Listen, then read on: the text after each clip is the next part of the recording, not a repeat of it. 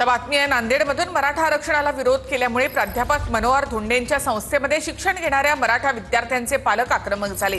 धोंडेंच्या आरक्षणाला विरोध असेल तर आमची मुलं सुद्धा त्यांच्या शाळेमध्ये शिकणार नाहीत अशी भूमिका पालकांनी घेतली आहे। 21 विद्यार्थ्यांचे शाळेचे दाखले परत देण्यासंदर्भात पालकांनी मुख्याध्यापकांकडे अर्ज केलाय।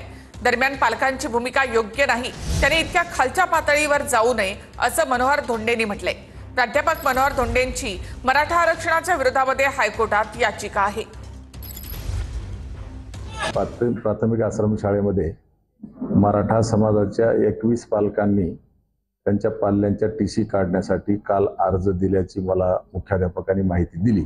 GR रद्द करायला मुंबई उच्च न्यायालयामध्ये याचिका दाखल केली म्हणून मराठा पालकांनी टीसी काढायचा अर्ज दिला असं त्यांनी सांगितलं आणि तशा प्रकारच्या प्रसिद्धी माध्यमाला आज बातम्या पण आहेत।